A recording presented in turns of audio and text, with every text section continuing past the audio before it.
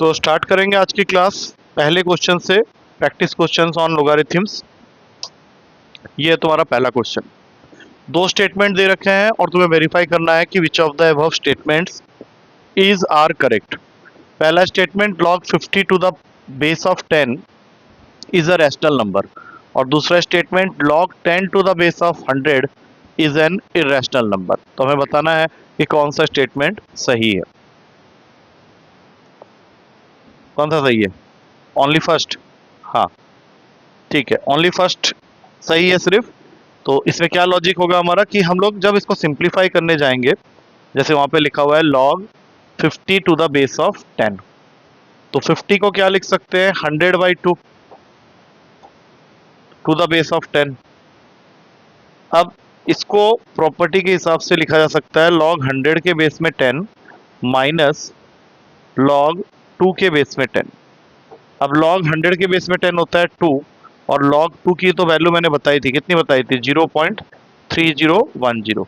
तो इसको अगर हम लोग सॉल्व करते हैं तो ये वैल्यू हो जाएगी, 2 को अगर माइनस कर दें 0.3010 से, तो 0 10 से 1 गया 9 9 और ये 1.6990 है। और 1.6990 को हम लोग लिख सकते हैं 16990 अपॉन में 10,000, जो कि काटने के बाद फ्रैक्शनल फॉर्म में है। इसको और सिंप्लीफाई नहीं कर सकते, but it is already in the form of p/q, तो ये तुम्हारा रैशनल है। सिमिलर तरीके से हम लोग ये प्रूफ कर देंगे कि log 10 के बेस में 100 भी इसी फॉर्म में लिखा जा सकता है, क्योंकि log 10 के बेस में 100 का मतलब हो गया log 10 के पावर में 1 और फिर बेस में 10 के पावर में 2। तो प्रॉपर्टी हमने पढ़ी थी log a के पावर में m के बेस में अगर a to the power of n होता है तो उसको हम लोग लिख सकते हैं m/n। तो ये पूरी वैल्यू हो जाएगी 1/2 which itself is a rational number. लेकिन यहाँ पे लिखा हुआ है इरैशनल है, तो that means this statement is wrong. तो हमारा आंसर हो गया only first is correct. Next question में चलते हैं। आ गया समझ में ये वाला?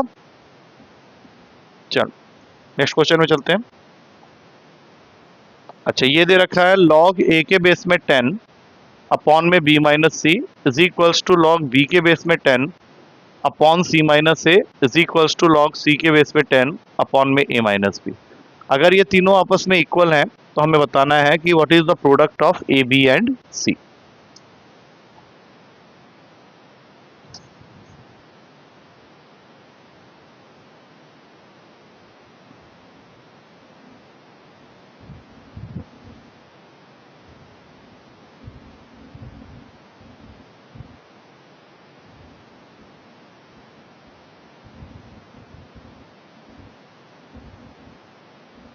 जीरो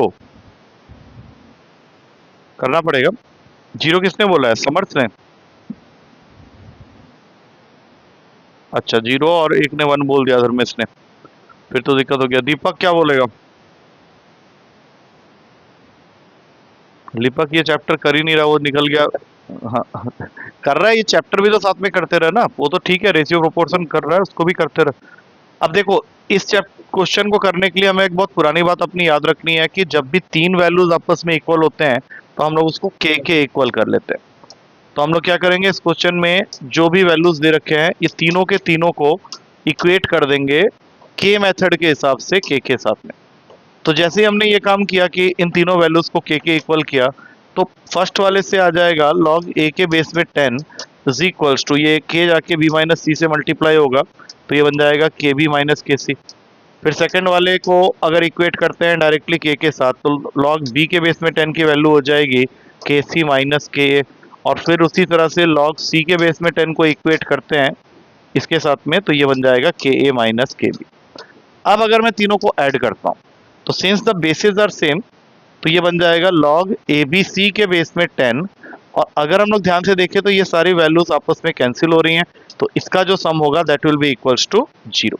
तो हमें तो ए बी सी चाहिए, तो जो हमने बेसिक प्रॉपर्टी पढ़ी थी कि अगर log n के बेस में a x के इक्वल हो जाए तो we can always write a की power x is equals to n। तो यहाँ से ये बन जाएगा a b c is equals to 10 to the power of 0। तो आंसर 0 नहीं होगा, anything to the power of 0, the answer will become 1। यहाँ पे 10 की पावर 0 है तो answer will be equals to 1। ठीक है, ये जो गलती हुई थी वो पता चल गई समर्थ को। चल नेक्स्ट क्वेश्चन में चलते हैं। क्वेश्चन है log 995 plus whole under root में x square minus 12x plus 60 और इन सब के आगे लगा हुआ है log बेस 10। अगर ये 3 के इक्वल है then what is the sum of the roots of this equation.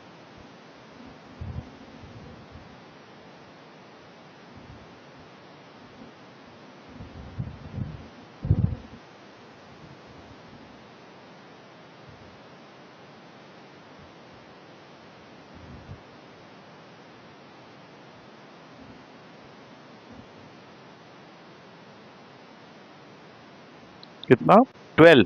Okay ठीक है, बाकी लोग एक बार थोड़ा सा देखेंगे कैसे करना है। 12 आएगा या अगर 12 आया है तो कैसे आया है ये सोचना पड़ेगा।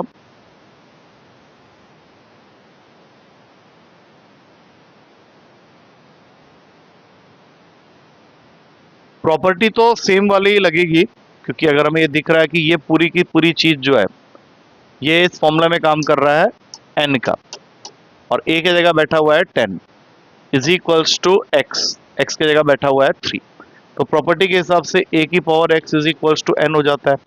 तो अगर मैं इस क्वेश्चन को इस फॉर्मूला से कंपेयर कर दूं तो स्ट्रेट अवे हमें मिल जाएगा 995 प्लस होल अंडर रूट में x square minus 12x plus 60 और ये जो 10 है ये इस 3 को पावर में पकड़ लेगा, that means it will become 1000।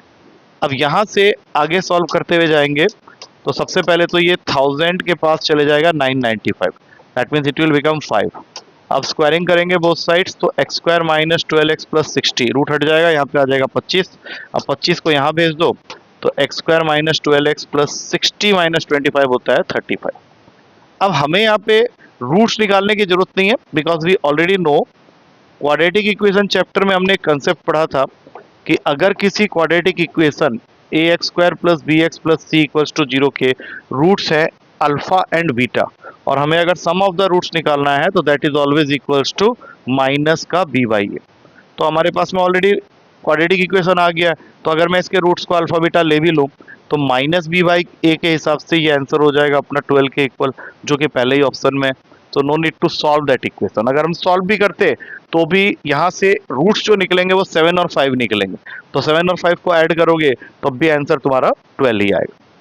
ठीक है, क्वाड्रेटिक से थोड़ा रिलेट करके दे रहे हैं कुछ क्वेश्चंस, तो समझ में आ गया होगा कि क्वाड्रेटिक तुम लोगों ने पढ़ा ही होगा तो आइडिया तो है इसके बारे में। ठीक है, डन है ये क्वेश्चन। चल नेक्स्ट क्वेश्चन कह रहा है, थोड़ा सा ज्योमेट्री की तरफ ले गया है कि sides of a triangle are 30, 28 and 16 centimetre. In order to determine its area, the logarithm of which of the quantities या values are required। तो पहली चीज तो ये एक स्केलिन ट्रायंगल है तो इसका जब एरिया निकालने जाओगे तो you have to use Heron's formula. तो हो सकता है कि उस फॉर्मूला को सॉल्व करते समय हमें लोगारिथम की हेल्प लेनी पड़ी। तो लोगारिथम की जब हम हेल्प लेंगे तो कुछ वैल्यूज के आगे हमें लॉग लगाना पड़ेगा और जब हम लोग उसको सिंप्लीफाई करेंगे तो मोस्ट प्रोबेबली इन वैल्यूज से हमें सामना करना पड़ेगा। तो यही उस क्वेश्चन को पूछा गया है कि कौन कौन सी वैल्यूज आएंगी जिनका लॉग हमें पता होना चाहिए। हीरोन्स फॉर्मूला से स्टार्ट करो क्वेश्चन को।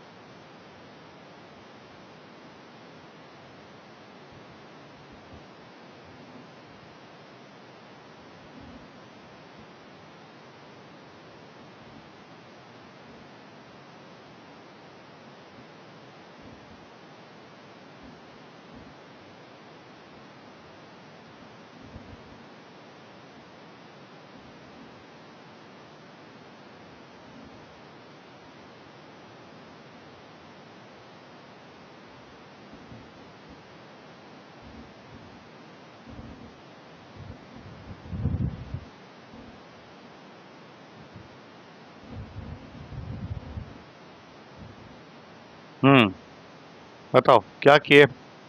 हीरोन्स फॉर्मूला के हिसाब से सबसे पहले तो हमें एस निकालना पड़ेगा। हाँ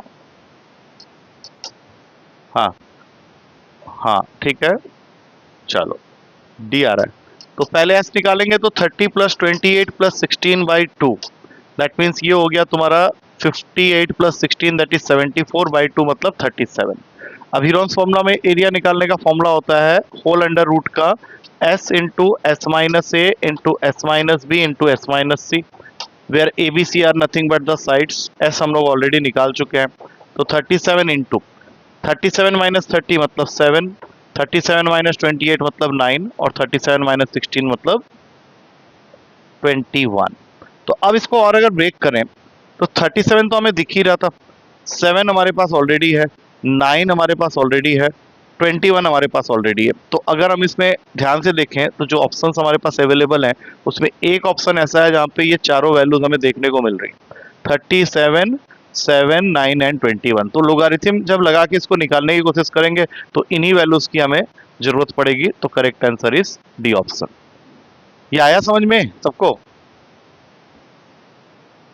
हाँ, क्योंकि इसको देखो सॉल्व करोगे तो एक स्टेज ऐसा आएगा जब हमें रूट निकालना पड़ेगा, तो उससे अच्छा उसने क्या किया होगा, लॉग लगा दिया होगा स्टेप में। लॉग लगा के क्या होगा, ये जो हाफ है ये सामने आ जाएगा और ये लॉग 37 इंटू का साइन है तो फिर से एक और आएगा हाफ लॉग 7, फिर आएगा हाफ लॉग 9 और फिर आएगा हाफ लॉग 21। तो किसके किसके लॉग की जरूरत पड़ रही है, 9, 7, 21 एंड 37 के। यही उसने पूछा है कि to determine its area logarithm of which items are required। Next, ये क्वेश्चन एनडीए में भी था। X square minus 4x minus log n के बेस में 10 इक्वल्स टू 0, जो कि एक क्वाड्रेटिक इक्वेशन है। अगर इसके रूट्स रियल है तो what is the minimum value of n?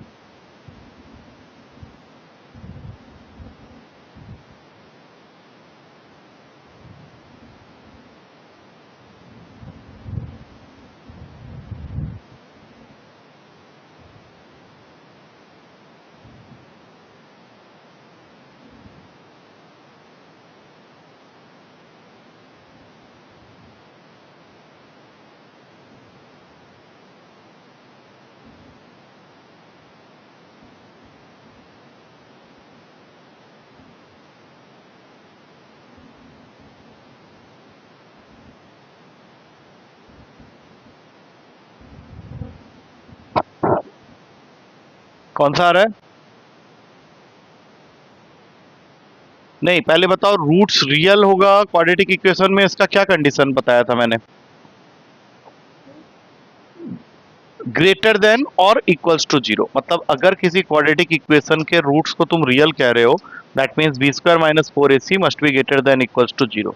तो बी स्क्वायर के हिसाब से यहाँ बी तुम्हारा -4 है तो ये 16 हो गया, -4 ए की वैल्यू है 1 और सी है तुम्हारा माइनस का लॉग एन के बेस में 10 greater than equals to 0।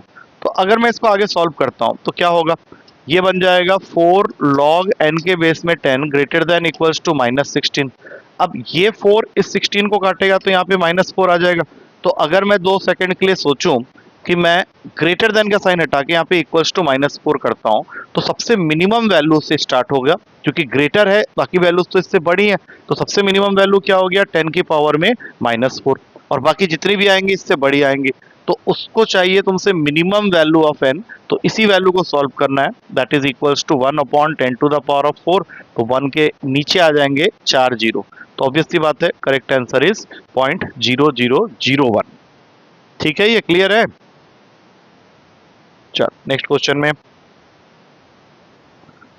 Trigonometry आ गया अभी थोड़ा सा, जिसमें लोगारिथम को ट्रिग्नोमेट्री के साथ में अटैच किया गया है। एंड आई थिंक तुम लोग sine, cosec, tan, cot, cosec के बीच का रिलेशन जानते ही होगे, तो आई थिंक ये देखते ही बता दोगे क्या आंसर होने वाला है इसका।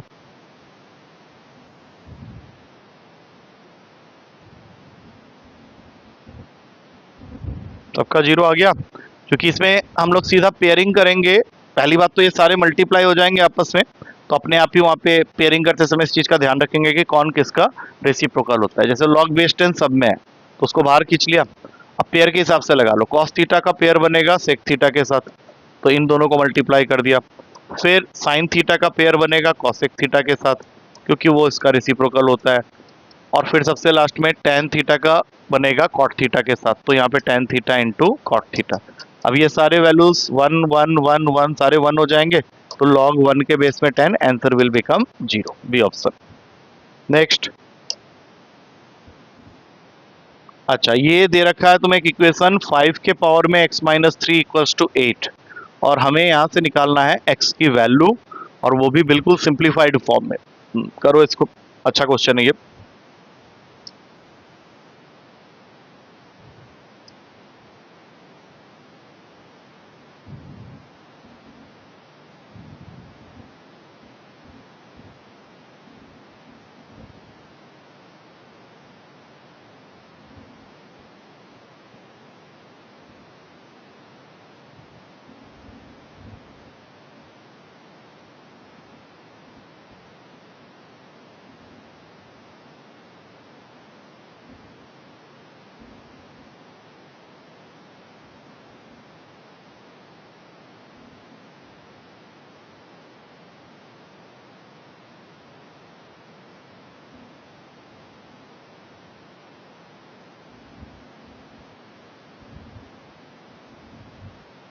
किसका फोन बज रहा है बे?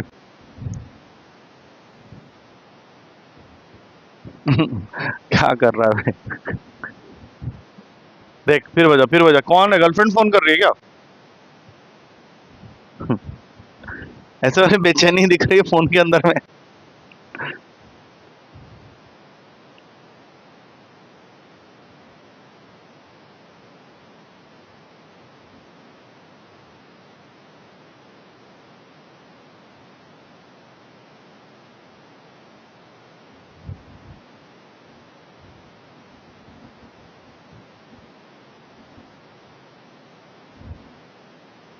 यस, क्या कर रहे हो इस क्वेश्चन में? थोड़ा सा है तिकड़म वाला क्वेश्चन है, मतलब सिंप्लीफिकेशन जो क्वेश्चन चाह रहा है वो तुम्हें करना पड़ेगा, क्योंकि एक तो है कि हम लोग एक आंसर निकाल तो लेंगे पहले या दूसरे स्टेप में आ जाएगा, बट वो उसको और थोड़ा मॉडिफाई करके चाहता है कि इनमें कन्वर्ट करो, इनमें से किसी एक में कन्वर्ट करो, तो थोड़ी सी ब्रेकिंग और करनी पड़ेगी। हाँ, कौन सा वाला? ए आ रहा है, चलो करके देखते हैं। सबसे पहले तो हमने लॉग लगाना है। लॉग 5 के पावर में x-3 और इस साइड में log 8 कर दिया मैंने। अब चूंकि उसने पूरा ब्रेक करना है तो हम लोग को ये x-3 को जब आगे लाएंगे तो इस चीज का ध्यान रखना है कि 5 कहीं पे भी नहीं है, मतलब log 5 कहीं पे भी नहीं है, तो इसको हम लोग लिख लेंगे log 10/2। और उसी तरह से log 8 के जगह में लिख सकते हैं log 2 के पावर में 3, तो इससे ये 3 सामने आ जाएगा। अब ये 3 log 2 हो गया और ये बन गया x-3। अब इसको तोड़ के लिख लो log 10 माइनस log 2, जिसमें से log 10 की वैल्यू होती है 1। अब हमने इसको फर्दर ब्रेक और नहीं करना है क्योंकि इससे ज़्यादा ये ब्रेक हो भी नहीं पाएगा। ब्रैकेट अगर खोलते हैं तो एक टर्म आएगा x माइनस एक्स लॉग 2 और दूसरा आएगा -3 plus 3 log 2 is equals to 3 log 2। तो 3 log 2 से कैंसिल हो गया। इस 3 को यहाँ भेज दो और इन दोनों में से x कॉमन ले लो, तो अंदर बच गया 1 माइनस log 2। तो फाइनली x की वैल्यू आ गई 3 अपॉन में 1 माइनस log 2। अब अगर कोई बेस मेंशन नहीं है तो we will just put 10 here और ये तुम्हारा आंसर हो गया ए ऑप्शन। ठीक है, सही आंसर है। आया समझ में ये बाकियों को? हाँ, जहाँ पे कुछ नहीं लिखा होता, जैसे यहाँ कुछ नहीं लिखा है तो बेस 10 लगाते चले जाओ। यहाँ पे स्टार्टिंग से ही अगर हम बेस 10 लगा देंगे तो कोई दिक्कत नहीं है। तो फाइनली ये आ जाएगा 3 अपॉन 1 माइनस log 2 के बेस में 10। नेक्स्ट। अच्छा, ये एक इक्वेशन है जिसका सॉल्यूशन फाइंड आउट करना है from the options. x log 10/3 के बेस में 10 प्लस log, ये 3 इधर आ गया है, एक्चुअली वो है log 3 के बेस में 10 is equals to log 2 plus 3 की पावर में x बेस में 10 प्लस x। हमें बताना है कि x क्या होगा, what is the solution of the equation, मतलब x की वैल्यू फाइंड आउट करनी है। अब ऐसे क्वेश्चन को देखो वैल्यू पुटिंग से ही किया जाता है, ऑप्शंस हमारे पास ऑलरेडी हैं, तो पुट करके देख लो कि कौन सा x हमारे LHS और RHS को इक्वल कर सकता है, बस उसी को आंसर बना लेंगे। Just check once.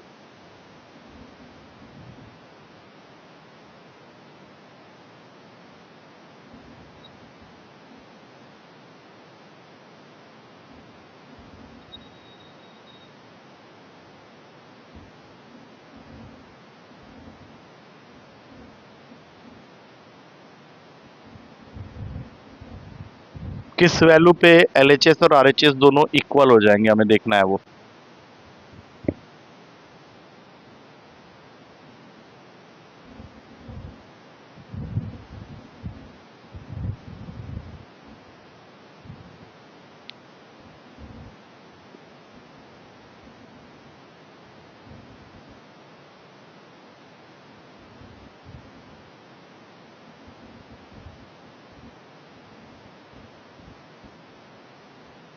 Zero zero डालेगा तो हो जाएगा जीरो, ये जीरो से ये पूरा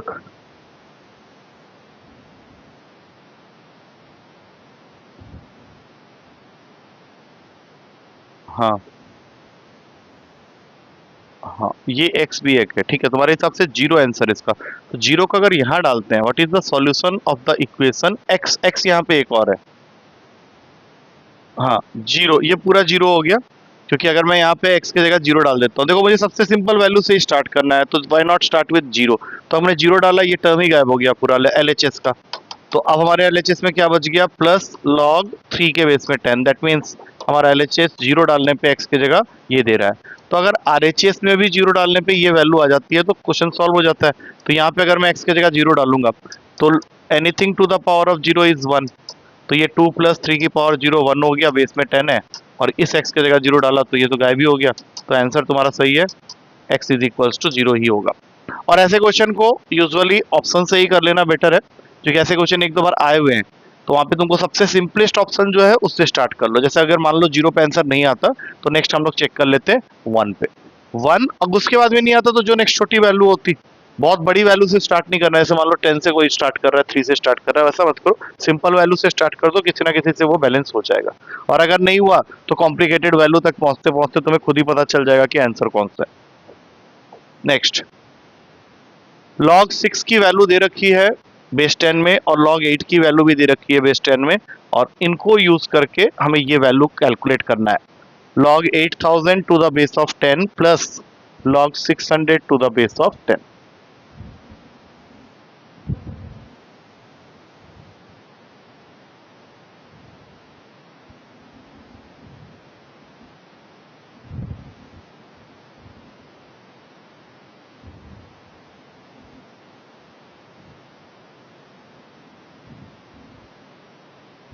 कौन सा आ रहा है, डी ऑप्शन। चलो करके देख लेते हैं, थोड़ा सा कैलकुलेशन हो सकता है लेकिन आई थिंक अप्रोचेबल क्वेश्चन है। सबसे पहले तो 8000 को तोड़ लेते हैं 8 इंटू थाउजेंड में, तो ये बन जाएगा 8 प्लस log 1000 के बेस में 10, ये गया। और दूसरे वाले को तोड़ लेंगे 6 इंटू 100 में, तो log 6 के बेस में 10 प्लस log 100 के बेस में, ये बन जाएगा 3 के इक्वल, ये बन जाएगा 2 के इक्वल। और इनकी वैल्यूज हमें ऑलरेडी पता है, log 8 to the base of 10 is 0.9031, और log 6 के बेस में 10 इज 0.7782। तो इसको ऐड करने पे आ गया 3.9030, और इसको ऐड करने पे आ गया 2.7782। तो मोटा मोटा यहीं से कैलकुलेशन कर लेते हैं। ये दोनों तो नहीं होंगे आंसर, क्योंकि 3 और 2 वैसे ही ऐड हो रहे हैं, पॉइंट के इस तरफ 5 हो गया, लेकिन कैरी ओवर लेने के बाद ऑप्शन नंबर डी ही बनेगा। 3.9030 ऐड हो रहा है 2.7, तो साफ दिख रहा है आंसर इज 6.666813। नेक्स्ट, चलो ये तो सिंपल क्वेश्चन है, जल्दी कर लो इसको।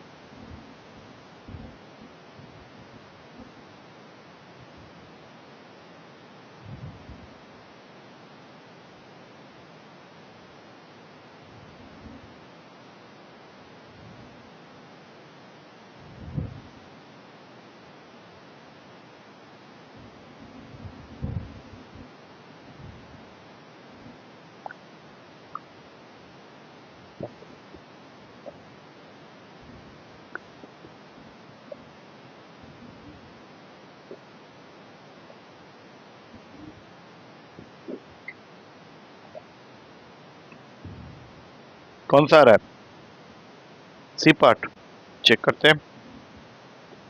तो सबसे पहले तो ये जो 1/3 है वो पावर में जाएगा 125 के, और 125 के पावर में 1/3 मतलब एक तरह से उसका क्यूब रूट, तो दैट विल रिड्यूस इनटू 5। इसके ऊपर गया 125 के पावर में 1/3 जो कि 5 होता है, तो ये पहली वैल्यू हो गई log 5 के बेस में 10। उसके बाद माइनस का साइन है, अब ये 2 पावर में जाएगा तो 4 का स्क्वायर, तो ये कितना बन गया log 16 के बेस में 10। उसके बाद कोई पावर में नहीं है तो सीधा लिख लेते हैं log 32 के बेस में 10, और log 1 तो जीरो होता है तो इसको तो काट ही दो, वो जीरो हो गया। अब दो के बीच में प्लस का साइन है, एक माइनस है, तो जो प्लस का साइन है उनको कर लेंगे मल्टीप्लाई, जो माइनस है उसको कर लेंगे अपॉन में, और इन सबके बेस में भी है 10। तो log 160 अपॉन 16 पूरे के बेस में 10, जो कि इसको काट के 10 बनाएगा, और log 10 के बेस में 10 होता है 1। ठीक है, बिल्कुल सही आंसर है। नेक्स्ट।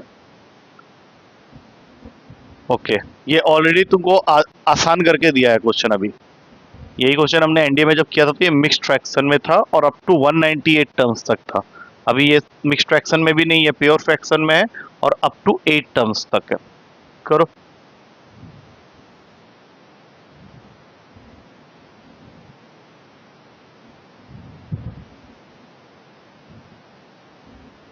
कौन सा आ रहा है? सी। हाँ, मल्टीप्लाई करेंगे अप टू 8 टर्म्स का। पहले देख लेंगे कि 8th वैल्यू जो आएगी उसका न्यूमरेटर क्या होगा। जैसे स्टार्ट 3 से हुआ है तो 2 छोड़ के स्टार्ट हुआ है तो खत्म होगा log 10 के बेस में 9, या ये कह लो कि 10/9। हाँ, 10/9, 10/9 के बेस में 10। और उससे पहले ये स्टार्ट हो रहा है 3/2 से, तो सबका कॉमन बेस ले लेते हैं और बीच में प्लस का साइन है तो ये सारी वैल्यूज मल्टीप्लाई होंगी। तो 3/2 इंटू 4/3 इंटू 5/4 और सबसे लास्ट में आ गया तुम्हारा 10/9। तो हर किसी का न्यूमरेटर अगले वाले के डिनोमिनेटर को कैंसिल कर रहा है, तो इस हिसाब से सारे वैल्यूज कैंसिल हो जाएंगे। सिर्फ लास्ट वाले का न्यूमरेटर और फर्स्ट वाले का डिनोमिनेटर रह जाएगा टू द बेस ऑफ 10। तो 2 से 10 गया, 5 बचा, तो फाइनल आंसर हो गया log 5 के बेस में 10, दैट इज सी ऑप्शन सही आंसर है। ये मेरे ख्याल से लास्ट क्वेश्चन ही होगा, देख लो इसको जल्दी से। इसमें सेम पैटर्न में है लेकिन थोड़ा सा उसने इसको चेंज किया हुआ है, जैसे 1/2 किया हुआ है। तो जस्ट सी क्या होना चाहिए। Second option is only -1। यहाँ पे 1 है, 1 और -1 और एक 0 है।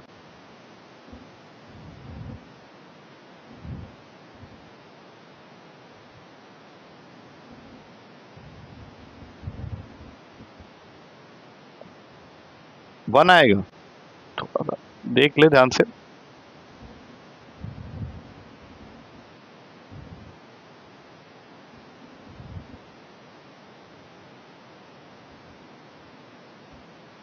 नहीं नहीं देख, जल्दबाजी में थोड़ा सा गलत हो जा रहा है मुझे लग रहा है। आई थिंक इसका आंसर -1 होना चाहिए। हाँ, क्योंकि सीरीज जो स्टार्ट हो रही है वो 2 से स्टार्ट हो रही है। हाँ, ऑड वाले हैं, 2 3 4 करके 1000 तक है। अगर 1 से स्टार्ट हो रहा होता और 1000 तक जा रहा होता तो टोटल तुम्हें जो -1 मिलते, क्योंकि देखो 2 और 1/2 मतलब 2 का पावर 1 है और 1/2 मतलब 2 की पावर में -1 है। तो हम लोग जब फर्स्ट वैल्यू को ही सॉल्व करेंगे तो इसको लिख सकते हैं 2 की पावर 1 और नीचे वाले को 2 की पावर -1। तो नेट वैल्यू यहाँ से -1 निकलेगी और ये हर किसी के साथ हो रहा है। तो -1 -1 -1, बस ये देखना है कि ये हैं कितने। तो अगर ये 2 से स्टार्ट होके खत्म 1000 पे हो रहा है तो टोटल वैल्यूज होंगे 999 टाइम्स, और हर 999 टाइम्स में -1 मल्टीप्लाई हो रहा है अप टू 999 टाइम्स। तो ऑड नंबर है तो आंसर विल बी -1 ऑनली। यही है तुम्हारा -1। ठीक है, आई थिंक इससे ज्यादा तो हैवी नहीं। अच्छा, एक बचा हुआ है और, हाँ ये करो देखें।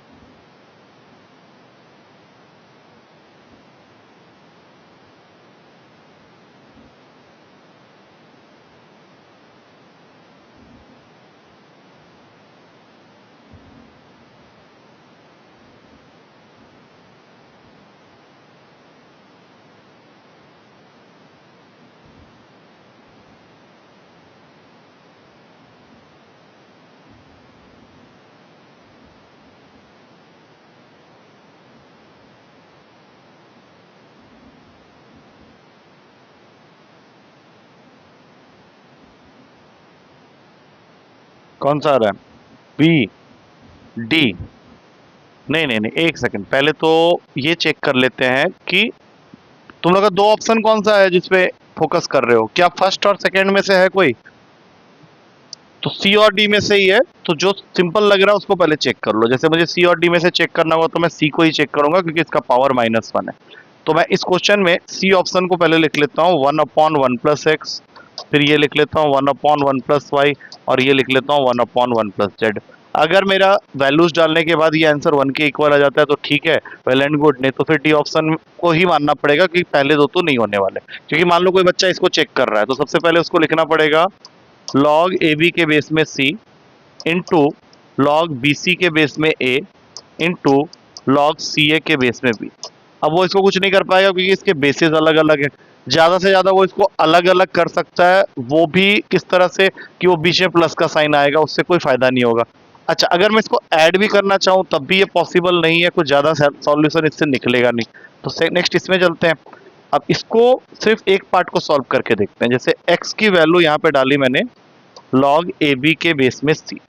तो अगर इस 1 को मुझे रिप्लेस करना है तो I can replace it with log C के बेस में C।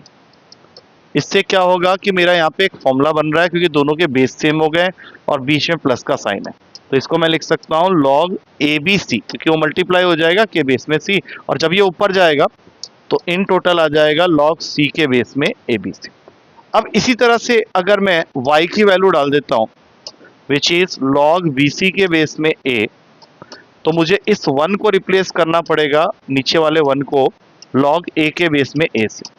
तो अगेन एक फॉर्मूला यहाँ पे बनता हुआ सा नजर आ रहा है जो कि बन जाएगा 1/log ABC के बेस में A, और इसको ऊपर ले गया तो ये बन जाएगा log A के बेस में ABC।